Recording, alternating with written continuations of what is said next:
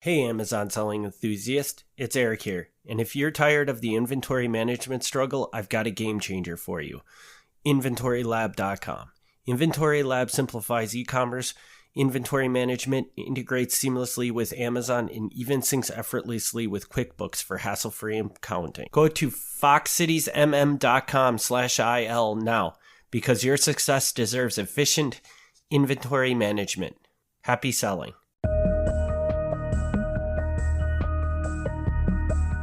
You're listening to Fox Cities Murder and Mayhem, your bi-weekly dose of true crime history in a small rural community of Wisconsin.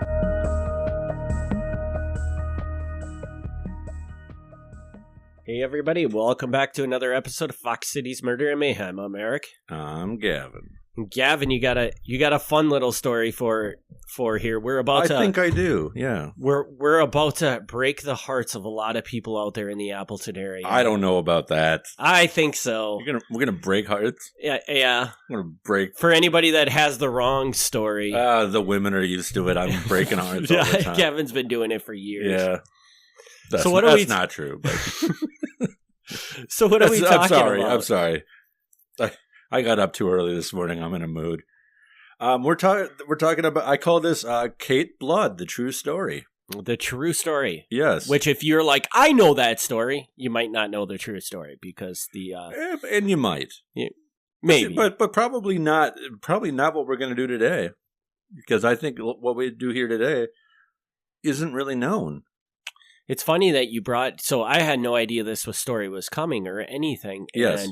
And it's funny because I've not too long ago listened to a podcast about this very story. Did you? Yes. Oh. So. Well, we're going to do another one. Yeah. So we're gonna see how much they align.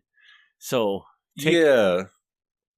So okay. So there's a legend in Appleton about the grave of Kate Blood. All right. If you're familiar with Appleton, there's Riverside Cemetery, and between Peabody Park and Riverside Cemetery, there's a path that goes along the river. Yep. If you take the path and you come up into the cemetery, the first section you're going to see is where Kate Blood and some family members are buried. And it's an interesting little area because it's kind of like down the hill from the rest of the cemetery, sort of back in the woods. So it's a weird little spot because it's not in the main area of the cemetery. Yeah, it's like the cemetery's there, and then these graves are just kind of pushed off in a corner away from everything. Yes. So it's already kind of mysterious just by the fact that it's like, it's not hidden, but it's off to the side. Mm-hmm. The legend is that some say that when the moon is just right, you can see ghostly blood oozing from the stone of Kate Blood. The reason? Because Kate is said to have killed her husband with an axe. Sometimes people say she killed her children, too. Now, whether or not you think the stone oozes blood, I mean, I'll leave that up to you to decide. I mean, I'm not going to tell you it doesn't.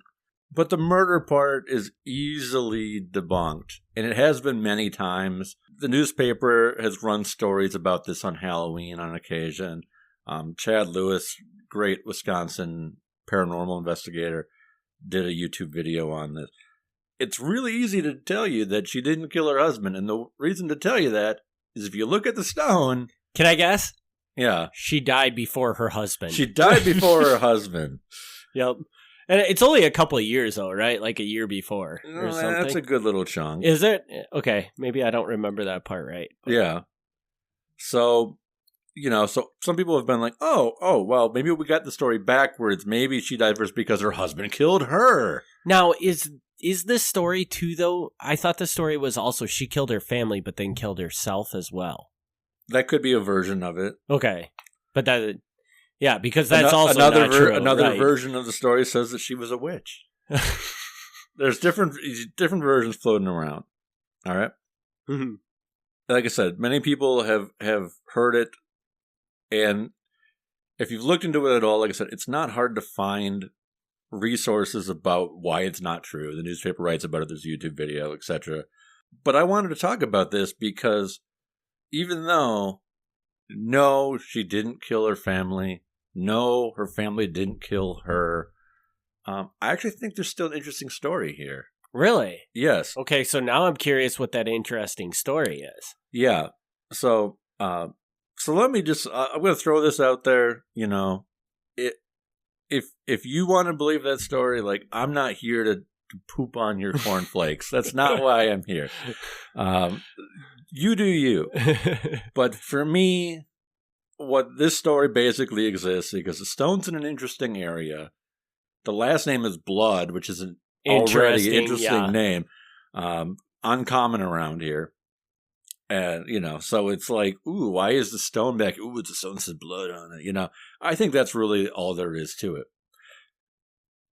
But it's actually an interesting family. So we're going to talk about that. Okay. We'll start with Kate's father, Henry Blood, who was born 1813 in Maine. He went to the public schools, and in the summer he helped his father on the farm. When he became an adult, him and his father switched their profession to lumber and iron, which was far more profitable than farming. So they ended up doing okay for themselves. Henry got married. He had a few children, including Kate. In 1843, the family moved to Mackinac Island, Michigan, operated the Westcott House Hotel. 1846, they moved to Green Bay. Do you happen to know that's not like the famous one on Mackinac Island? No, I don't think so. Okay. I'm fairly confident that this hotel would not be there anymore. They moved to Green Bay next, ran the Astor House. Their son, Frederick Blood, was actually born in the Astor House in Green Bay. Their next move was to Appleton in March 1849. Now, later sources say that by July of that year, Blood oversaw mail transport between Green Bay and Neenah, with the route between Appleton and Neenah actually being done by rowboat. Which, I mean, I guess, sure.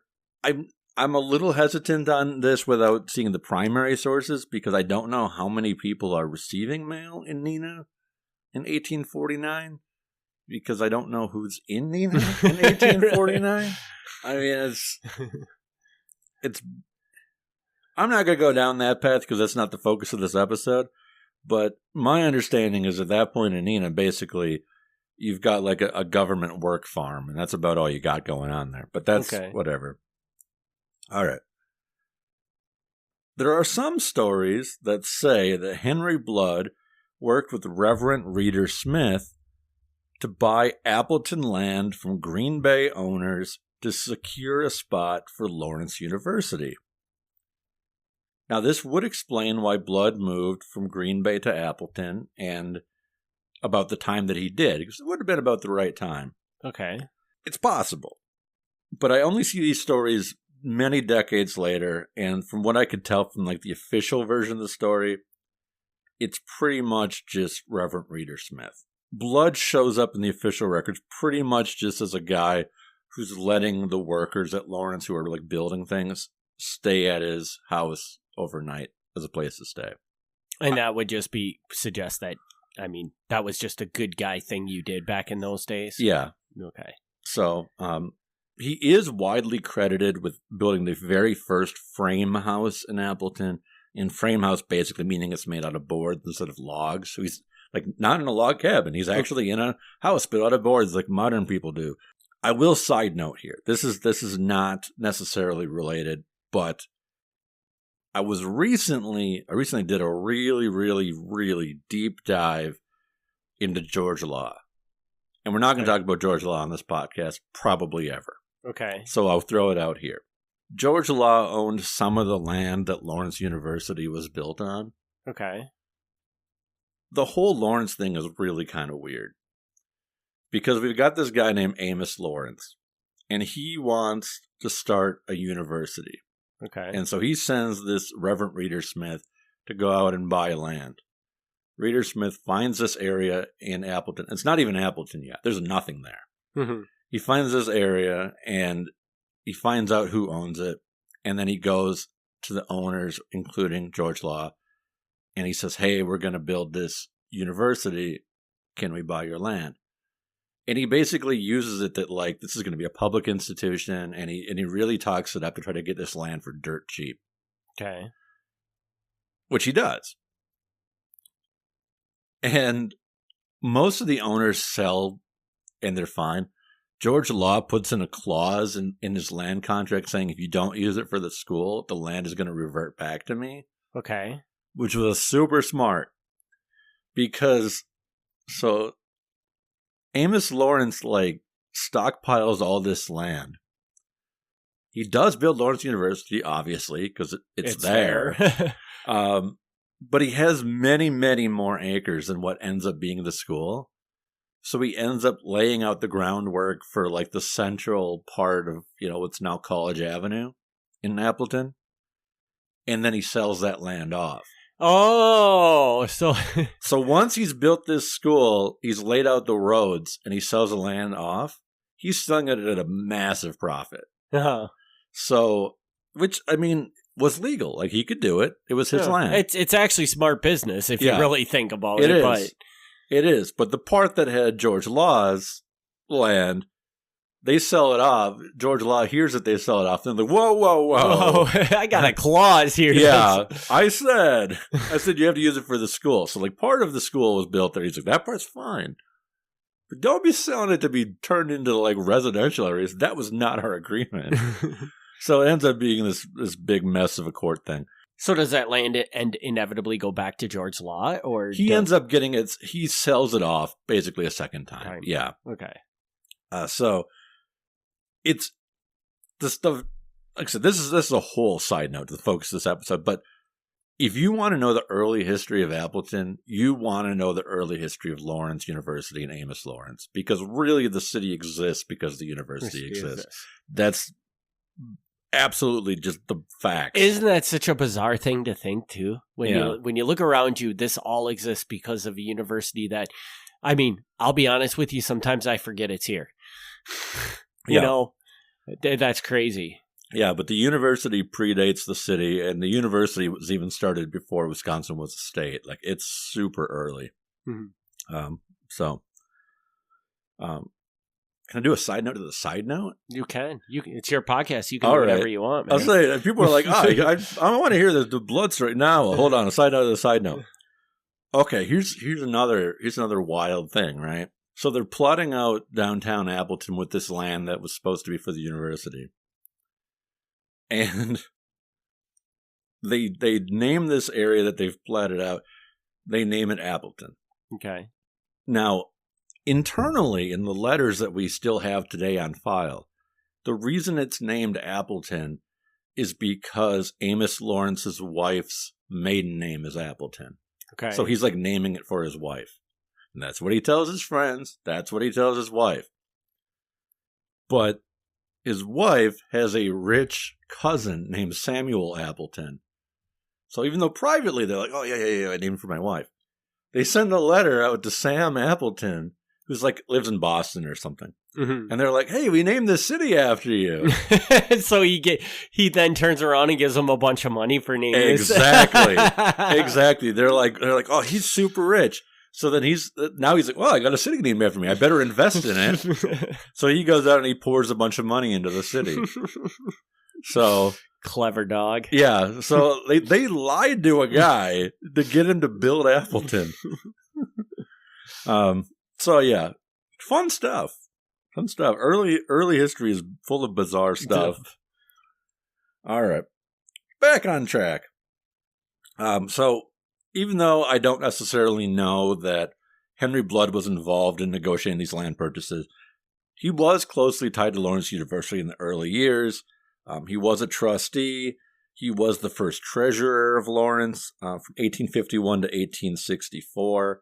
So he was definitely closely associated with them. That's at least true. He was also a big mover and shaker in Appleton in general, because he was there so early. He was, successful and early. Mm-hmm. So he constantly comes up in the newspaper in the 1850s. Anytime there's like a committee, they're throwing like a 4th of July party. So he's like, I'll be the organizer. And he organizes it along with other notable people of the time. He ends up being the first chairman of the town of Grand Chute, which at this point in time, like most of what is now Appleton was in the town of Grand Chute. Mm-hmm. So he ends up being the first chairman there, which also then gets him to be the chairman of the Outagamie County Board of Supervisors.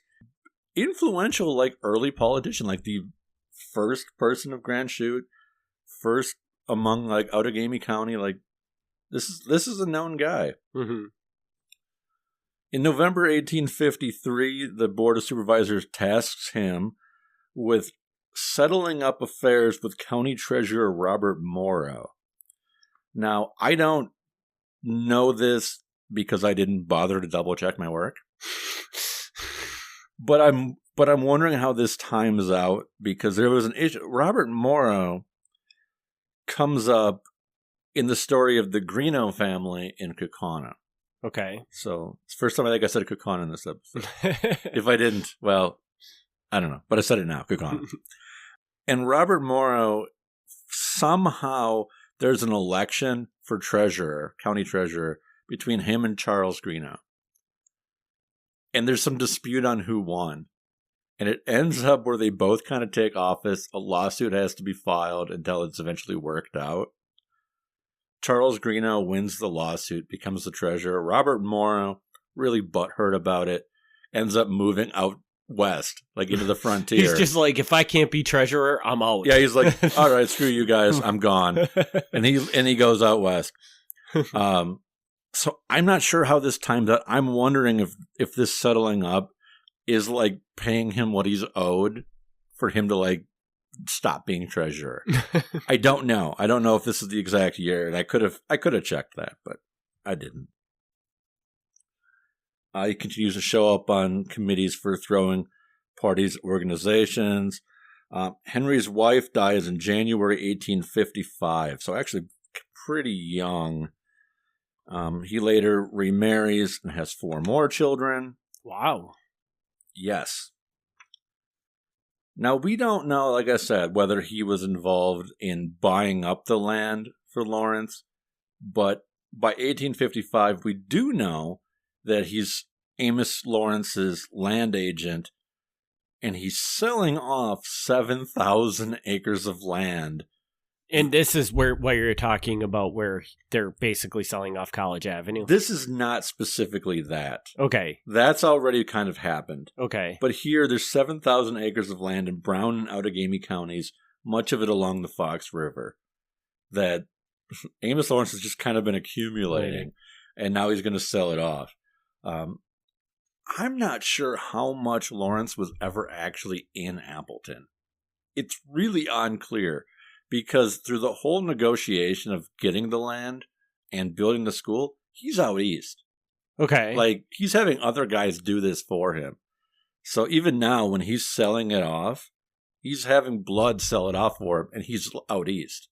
So what was this obsession with building a university here when he's out east? I'm not entirely sure. I'm not entirely sure. There's some religious backing behind it, because it was a Methodist thing where he wanted to set it up as a Methodist school. But even there, it's weird because they wrote in the charter that the students didn't have to be Methodist. They didn't care about that. And the only thing was the people who ran the school, they didn't have to be Methodist either. They just had to believe in Jesus. That was like it. Like, and I don't know if those rules are still in the book or not, but that was the rules at the time. So it was pretty loose. Even though he set it up as a Methodist university, there was nothing requiring anybody Methodist to be involved in it. I don't know what his obsession was with why he needed a school and why this was the spot. Yeah, and why he was just, I assume he must have just been a rich guy. Mm-hmm. That he was just sitting here accumulating land upon land in Wisconsin, Yeah, which that's not unusual. A lot of the early history of Wisconsin is people out east buying land and then selling land, and many of them were never even here. They just did it on paper. I assume that Amos Lawrence was in Appleton at some point, but he doesn't seem like never he spent even a lot. Seen his college. He built his whole college and never even looked at it. Doesn't seem like he spent a lot of time. 1857, Henry Blood is part of a group of people in the Appleton area who meet trying to convince the railroad to come through Appleton. Specifically, they're hoping to make it a hub. on the trip for the train from Green Bay to Madison. I don't know if this particular meeting was the deciding factor, but he is later credited as bringing the railroad through Appleton. Okay. Would it have been at some point considered a hub? Oh, I mean, a city wouldn't have grown in those days if the railroad wouldn't have been a big stop. Okay. Yeah. March 1858, there's a notice in the newspaper of an old settlers meeting at the National Hotel. At this point, I like that it's the old settlers meeting, and like the oldest, like nobody's been there more than 10 years. But it's the old settlers meeting. He's there along with other notable people who I'm not going to name because unless you know early Appleton history, they don't mean anything to you, but they were notable in the founding of Appleton.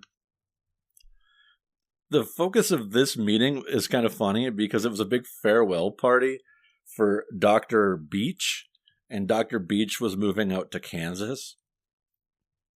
This is a running theme you'll see is the early people of Appleton moving out to Kansas. And this is, again, somehow related to this Amos Lawrence character. Okay. Because after he sets up this stuff in Appleton, he also helps set up a second thing in what is now Lawrence, Kansas. Okay. So a number of these people in Appleton who are somehow affiliated with Lawrence University or Amos Lawrence, some of them go on to Kansas to help set up the next version, 10 years after the Appleton version. So, like, and they set up... I'm pretty confident Amos Lawrence did not go to Kansas. They set up, like, you're saying they went down and set up a college there, or just basically built the city of Lawrence, Kansas? I don't know enough to know if they ever actually built a school, but the intention was to build another school, yes. Okay. I have somebody who grew up in Kansas, maybe. Yeah. She might have some familiarity. I didn't look that deep into it. I don't care about Lawrence University. I mean, sorry, listeners. I mean, not that I don't care. I shouldn't say I don't care, but for the focus of this episode, it doesn't matter. All right. But anyway, so he moves on. Blood runs a series of hotels in Appleton. Some of them are rather large hotels, and I don't know who's staying in these hotels, but I guess if people are constantly coming through working, building roads, railroads and stuff, at least there's constantly people who need to at least stay for a week or something on their path, so there's probably that. He's prominent enough that by 1864 he was chosen as one of Wisconsin's electors, and allegedly he personally carried the votes to Washington, D.C., securing Abraham Lincoln's re-election. Wow. So after the electors meet and decide that the state of Wisconsin is going for Lincoln, apparently he had the little bag with the official tally, and he brought it out to Washington and turned it in, and they counted it or what. I don't know the process, but he was the guy who got the honor of doing it. So pretty cool there. May 1872. He's got a daughter. Her name is Kate. Kate marries George Miller. The wedding happens at the Blood residence. George Miller was the son of a Methodist minister. Not surprising. The newspapers wrote very fondly about this. They said that Miller had won for himself one of Appleton's fairest daughters. She is a lady of rare accomplishments. They're just saying all these great things. They don't actually say what she's done, but they say very nice general things about her. Part of all this attention was probably because her husband, George Miller, was an editor at the Appleton Post. So he had a lot of friends in the newspaper business. That fall, Henry Blood's latest hotel was destroyed by fire. This apparently annoyed him, and so he went to Shiocton for 2 years, operated a sawmill. He then sold out his interest in the sawmill and returned to Appleton to run a hotel again. So he's like, I just needed a 2-year break. Yeah, he's like, I'm sick of this. Okay, I'm good now. Turning to Kate Blood. The Kate Blood story is very, very short, which is why there's so much of her father in this story. In December 1874, she is young. Some people say she's 23. I think she might be maybe 25. But either way, early 20s. She's been married 2 years, and she gets tuberculosis. Mm-hmm. At that point in time, they didn't really have a great way to treat tuberculosis, so the suggestion was move to a climate that your lungs are going to appreciate more. Mm-hmm. So where does she go? She goes to Lawrence, Kansas. Okay. Because I don't know if she knows people there, but I'm sure her father knows people there. So they move there. But within a couple of weeks of moving to Kansas, she dies at age 23, 25, whatever. Her body is brought back to Appleton by train. Her obituary was longer than most of the main news stories on that particular day. Mm-hmm. Again, helps that her husband's a newspaper editor, but seriously, some long, like, flowery, like, most amazing woman. Mm-hmm. And she was buried in that spot in Riverside Cemetery, which today, like as we said at the beginning, it seems really hidden, like off in the back. But this was still early Appleton. And that was like kind of prime real estate. Because you had a nice spot, like, I mean, you're dead, you don't know, but you have a spot overlooking the Fox River. Right. Like, that's a good spot. Yeah. And that's the spot you probably would want to put your dead family member in. So it would be a really nice, like, if you could afford it, that's the spot you want. You see the river.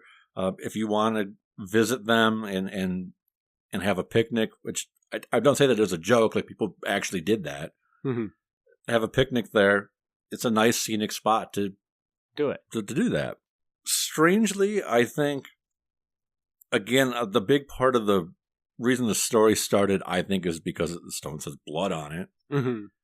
Which is kind of weird because she's married, so her name is actually Kate Miller, but the stone says Kate Blood.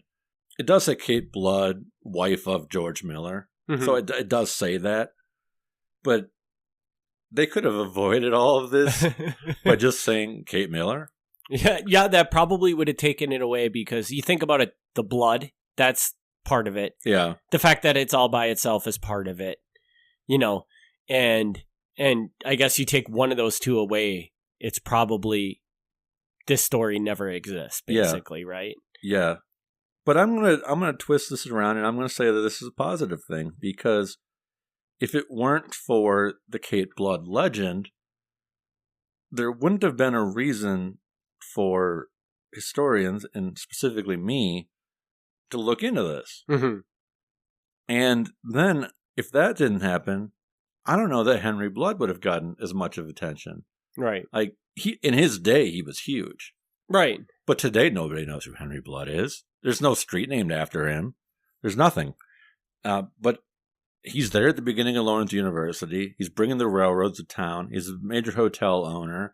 He's one of like the top 5 people in Appleton for decades. He's an early politician. This is a guy who, if you know Appleton history, and I don't, I freely admit Appleton history is not my thing.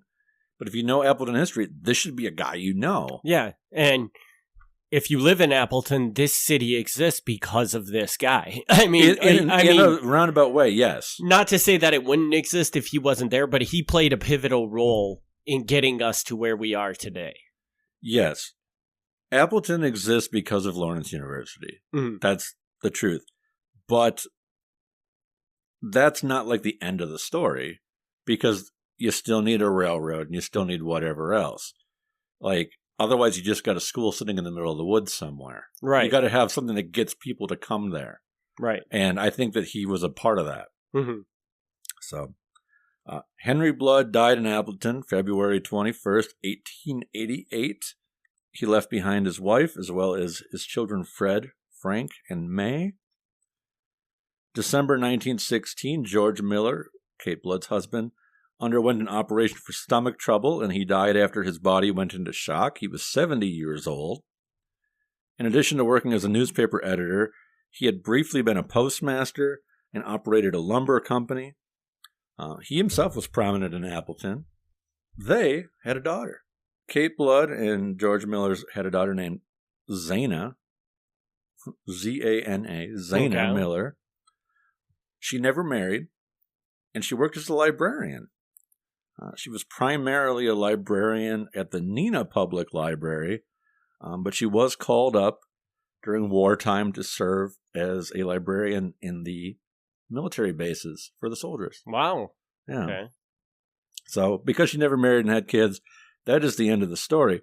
But Kate Blood actually had a child who lived well up into the 1900s, and making it very difficult for Kate Blood to have killed her children.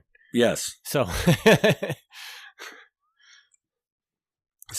yeah, this is a bait and switch episode where you say, "Ooh, Kate Blood," and then I spend 45 minutes not talking about Kate Blood. But I mean, at this point, like, I should be pretty obvious. It's because I don't think there's a Kate Blood story. Mm-hmm. But her father's super prominent. Her husband was the editor of the Appleton Post, which I think people know this, but if you don't know this, there used to be an Appleton Post and an Appleton Crescent. And I didn't know that. Okay. No. Okay. There used to be a Post and a Crescent, and they later merged, which is why it's the Post Crescent. So one of the two major papers in Appleton. So I mean, was she like a super big deal? I mean, not really, but I don't mean to belittle this, but she's a woman in the 1860s, 1870s. Like, her options are limited. Mm-hmm. But her father and husband are both very well known in Appleton. So this isn't just somebody with a weird name buried in the cemetery. This is actually a big part of the Appleton story. Yeah, which is crazy. And honestly is funny, because this is exactly what Gavin looks for. Is a story that brings people in to listen to, but then brings all that history into it. Yeah. And I'm not going to do any more on this because this, like, we did our episode, we're good. And this is not my specialty. Like, Appleton history is not my thing. But I do want to throw it out there that if you're interested in Appleton history, whether personally or if you're a student or whatever, check this guy out, because I don't think he's really been gone over very well. Like, I pulled almost none of this off the internet. Like, I actually had to bring up the old newspaper articles and stuff. I don't think he's been, and I could be wrong. He maybe somewhere in a book that I didn't know about, he's been written about really well, but I don't know about it. I think there's a lot more that can be actually, like, really dug into about this guy that would make him a firmer part of the Appleton story. And it would just be really cool to have a real clear, like, do you know of a book that gives you a clear picture of the story of Appleton? Does that even exist out there? You know, it has to, but I couldn't name one. Yeah, because that would just be interesting, because everything you talked about here was just fascinating as to how Appleton got started. Yeah. And I never would have guessed it was Lawrence. I mean, when you say it, I guess it makes sense. Yeah. But yeah. So I just want your opinion on this. Yeah. So obviously this the whole Kate Blood story obviously just has to come from just people going to the graveyard, seeing the stone there, seeing it all by itself, and seeing the name Blood. Yeah. And they all dream up a story. Yeah, I don't know how it got started, but I'm pretty confident that's all there is to it. Yeah. Yeah, and it just kind of makes you think, like, how many of these stories that you hear like that are, like, this one is so easily debunked, obviously. Yeah. Because, I mean, you say, well, she killed her husband. Well, no, her husband died, like, years later. Like, you know. Yeah. So it's really easy to debunk this story. Yeah, there's certain versions of the story that are clearly not accurate. Yeah. But at the same time, it still hangs around. And it kind of makes you think, like, what? You know, where did these other stories you hear start from? Yeah. You know, because are they as ridiculous as the Kate Blood story? I don't know. You know, and maybe it just so happens to be that the other ones are just not as easily debunked. I don't know. And I know this is not what you're suggesting. You're talking about, like, the kind of the urban legends and how they develop. Yeah. But just, I will say in general, like, this is not super uncommon in history in general. Not even just, like, the weird stuff. But, like, I've seen cases where claims are made, like, in the newspaper, like, in a record, and then everybody kind of tells that story over and over again. Be like, oh yeah, this is how it is. Then when you look into it, you find out what the newspaper was referencing, and they're taking it in a not accurate way. Mm-hmm. The example here I'm going to use, because I already did my little sidetrack, I'll go back to my sidetrack. There was a story in the Kaukauna Times where John Law, the son of George Law, was telling, he was kind of like reminiscing. This is a common thing in the Kaukauna Times, is old guys telling stories. and he's like, Lawrence University could have been built in Kaukauna. They came and they wanted my father's land in Kaukauna, but he didn't want the Kaukauna land, so we sent them to his Appleton land instead. And I've heard, not the details of that, but I've heard variations where they're like, Kaukauna could have had Lawrence, mm-hmm. but they chose Appleton instead. I've heard versions of that. Well, these all stem from this guy making these comments. And I don't know where these comments are coming from, because this is an old guy talking about something his father did when he himself was like 10 years old. Right. So, like, does he, as like an 80-year-old guy, remember his father's financial dealings from when he was 10? Like, that's already suspicious. But it could be something that growing up his father talked about. It's possible. Like, I'm not saying it didn't happen, but all the records we see of the founding of Lawrence basically start with this guy picking out a plot of land, looking up who owns it, and then tracking down the owners. Mm-hmm. There's nothing that I'm aware of him actually being like, oh, first I'm going to find the owners and then see what land they have available. Right. So I think like this, the legend, and this, it's not widely known legend, but I've heard it a couple times, stems from this comment that this guy made, 50, 60, 70 years after the fact, but something that he wasn't directly even involved in. Right. And he was 10 years, like, he may have been there, he may have been around, he may have heard things, but he was also 10 years old. Yeah. Which, I mean, I hope that everybody out there can realize that your brain, you're not going to remember things quite right probably when you're 10 years old, because you're just not developed. So sometimes that's the only source you have, so that's fine, you use what you have. But when there's other sources, because these guys who set up Lawrence, they kept financial records, they were writing letters to each other that have been preserved. We know what was going on when Lawrence was being set up. Those are the better sources. Mm-hmm. And if those don't back up what this guy is remembering, you go with the records of the time. Yeah. So you can put a note in there that, like, so-and-so has said that this is how it happened, but all the evidence suggests that this is actually what happened. Right. And the dude could be right. I mean, maybe there was that discussion. But when you have to choose your source, you're going to go with the primary written on that day letter, as opposed to some guy remembering stuff from his childhood. And I think you bring up a really interesting point with that story, because now, like, you talk about, I was referring to, like, urban legends, things like that. But now just how many things do we have wrong? Yeah. Just slightly. Just because, we're going off of information that was spoken about 40 years after it happened, blah, blah, blah. And that's something I think people should think about. Like, and this goes back to, like, a Patreon episode we had done, mm-hmm. which you can join the Milwaukee Mafia Patreon for $2 a month if you want to hear this. But where you were talking about how over time history changes. Yes. Because there is so much information that might be hearsay, or we just don't have all the pieces we need to really put things together. We find more sources and reevaluate our sources. Yes. Yeah. But yeah, this particular case, like the urban legends, this is even, like, urban legends are even weirder, because I don't think you're going to find anything printed about the Cape Blood story. At least not told, way, way, way later. Like, this is a story that obviously would have started with some high school kids telling a story and then telling other people and then telling other people. Because the first time you hear the Cape Blood story, for most people, I think you're probably in high school or maybe early 20s. And then someone's like, hey, let's go to Riverside Cemetery. And then they tell you the story. And they,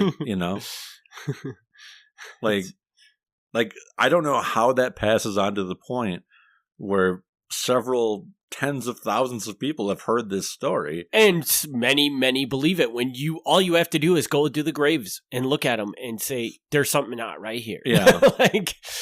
Yeah. So I don't know how that starts, but it has to originally be one person or one small group of friends telling a ghost story in a cemetery. Yeah. And then it just balloons and balloons and balloons. And that, to me, that's just crazy. It is crazy. So it is crazy. I would love to know when it first started, but there's probably no way to track that. Yeah, because it's all hearsay. Yeah. So, but anyways, all right. So that was a good episode. Thanks. And I like Henry Blood now. Yeah. Did I get his name right? Yeah, you did. I like him too. I'm not going to do any more work on him because it's outside of my range of what I do, but I think he's very interesting, and I'm surprised that he's not more well known. Because a lot of the early Appleton guys, I don't know anything about them, but their names that jump up. I'm like, oh yeah, I've seen that name.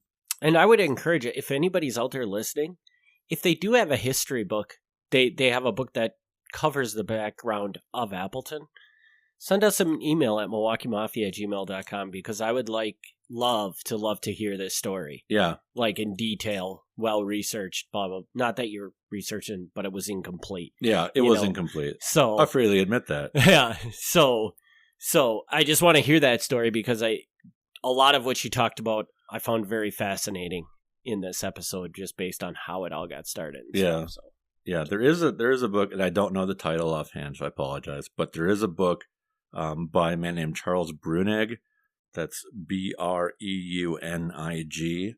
which is the early history of Lawrence University, like the first 100 years of Lawrence. Well, that might be a good book. Super well written, excellent footnotes in it. So it does not talk about Appleton in general, but if you really want to know, 1847. Thanks for tuning in to Fox Cities Murder and Mayhem. Join us in 2 weeks for another exciting episode of Murder and Mayhem. All right, so we will wrap this episode up. We will be back in 2 weeks with another episode, and we just want to thank everybody for their continued support. Thanks.